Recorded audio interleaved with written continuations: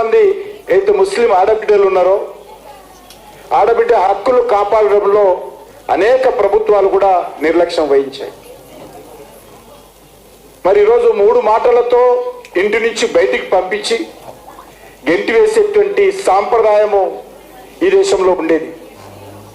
Islamic దేశాలలో కూడా triple తలాక్ లేదు.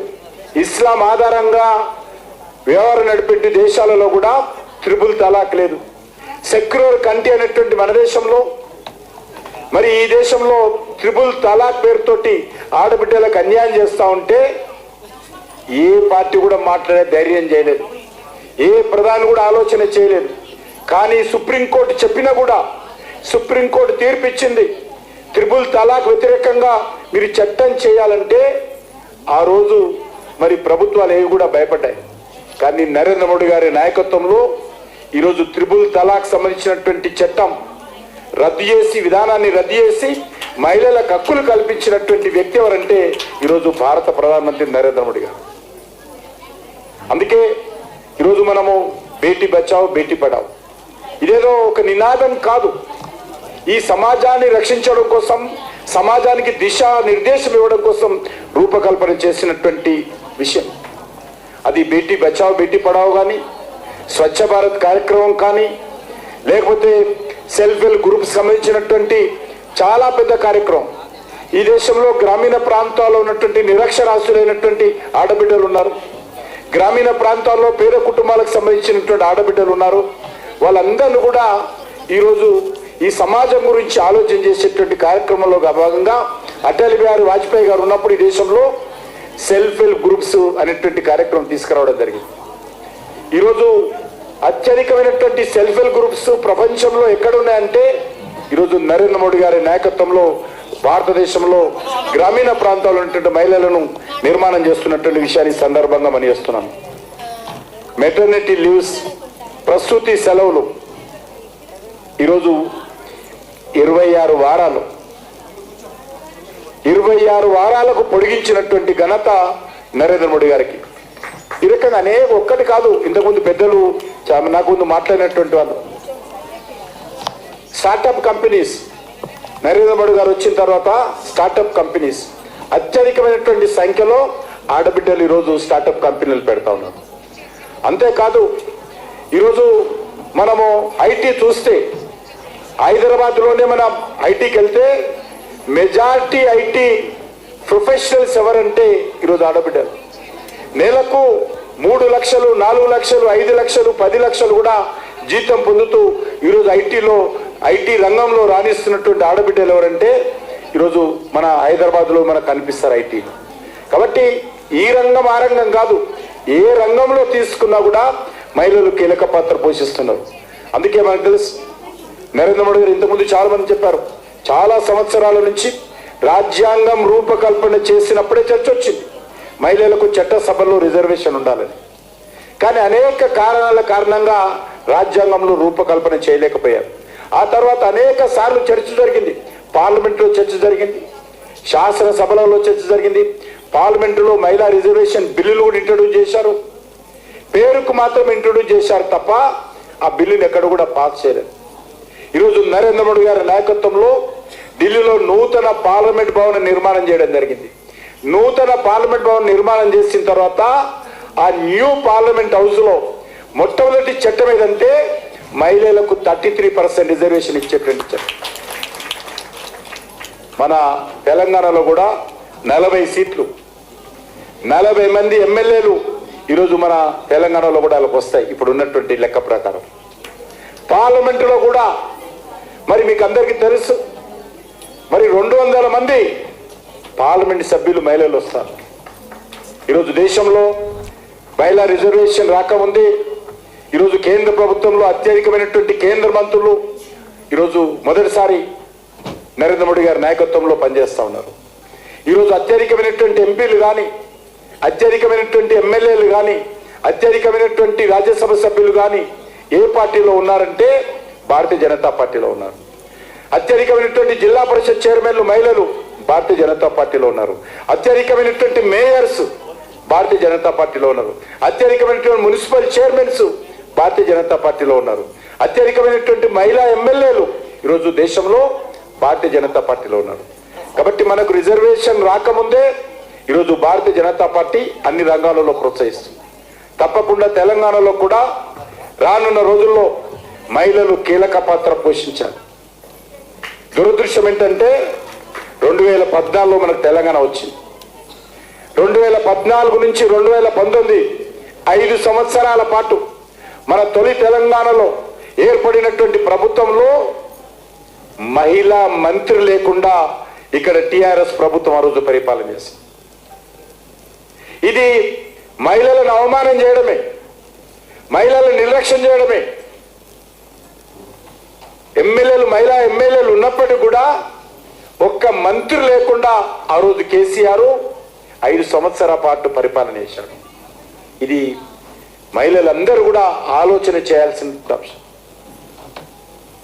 కాబట్టి ఈరోజు మనం చేస్తా ఉన్నాను, నరేంద్ర మోడీ గారి నాయకత్వంలో అనేక రకాలుగా ఈరోజు ఒక మహిళా రాష్ట్రపతి, పేద కుటుంబం నుంచి వచ్చినటువంటి గిరిజన బిడ్డ ఈరోజు దేశానికి రాష్ట్రపతి చేసినటువంటి ఘనత భారతీయ జనతా పార్టీకే దక్కుతుందనే విషయాన్ని ఈ సందర్భంగా మనం చేస్తాను.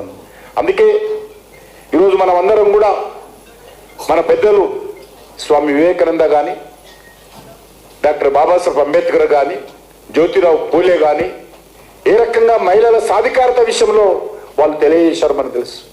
జ్యోతిరావు పూలే సతీమణి శ్రీమతి సావిత్రి గారు ఆ రోజు ఏ రకంగా తొలి మహిళా విషయం ఏర్పాటు చేసి ఏ రకంగా ఆ రోజు ముందుకు నడిపిందో మనకందరికీ తెలుసు. కాబట్టి ఈరోజు అన్ని రంగాలలో, అది విద్యా రంగంలో కానీ, అది వ్యాపార రంగంలో కానీ, లేక మరి రాజకీయ రంగంలో కానీ, సామాజిక రంగంలో కానీ మహిళలు కీలక పాత్ర పోషించాల్సిన అవసరం. కాబట్టి ఆ దిశలో ఒక దిక్కు మన భారతీయ సంస్కృతిని పరిరక్షించుకుంటూ, మన కుటుంబ వ్యవస్థను పరిరక్షించుకుంటూ ముందుకెళ్లాల్సినటువంటి అవసరం. ప్రపంచానికే ఆదర్శము మన కుటుంబ వ్యవస్థ. ఆ కుటుంబ వ్యవస్థను కూడా మనం పరిరక్షించుకోవాలి. ఉమ్మడి కుటుంబాల వ్యవస్థను కూడా ఇంకా నిలబెట్టుకోవాల్సిన అవసరం ఉంది. ఆ రకంగా మరి మహిళల హక్కులు ఒక దిక్కు, భారతీయ జీవన విధానం ఒక దిక్కు, భారతీయ కుటుంబ వ్యవస్థ ఒక దిక్కు, ఇది మనము ముందుకు నడుపుకుంటూ వెళ్లాల్సినటువంటి అవసరం ఉందనే విషయాన్ని ఈ సందర్భంగా మనం చేస్తా ఉన్నాను. ఈరోజు మనము నరేంద్ర మోడీ గారు వచ్చిన తర్వాత అనేక మందికి పద్మశ్రీ ఇవ్వడం జరిగింది. అన్సంగ్ హీరోస్ ఎవరైతే ఇంకా గుర్తింపబడినటువంటి వాళ్ళు ఈరోజు మన మహిళా మోర్చా తరఫున కొంతమంది సన్మానం చేశాం.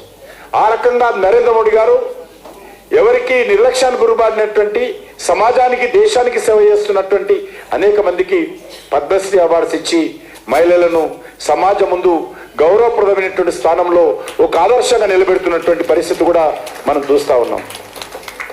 అదేవిధంగా చివరగా నేను మీ అందరికీ కోరేది ఒకటే, ఈరోజు నేను సిటీ ఆఫీస్లో ఎక్కువ సమయం ఉంటుంటాను.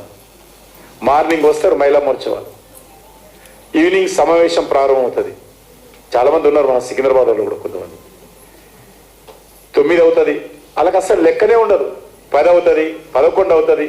అరే మీ ఇంట్లో ఎవరంటే మా భర్త చూసుకుంటాడని, మీ పిల్లలమ్మా భోజనము వంట ఆయన చూసుకుంటాడు మాకే.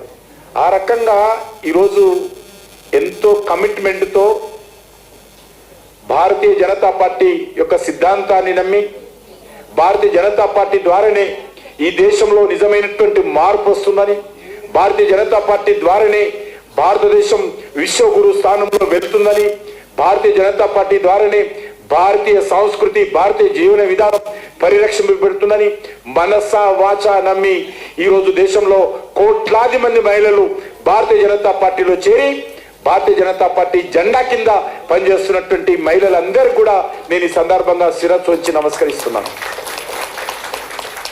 అదేవిధంగా రానున్న రోజుల్లో మనము తెలంగాణలో మనం దృష్టి పెట్టాల్సిన అవసరం ఉంది.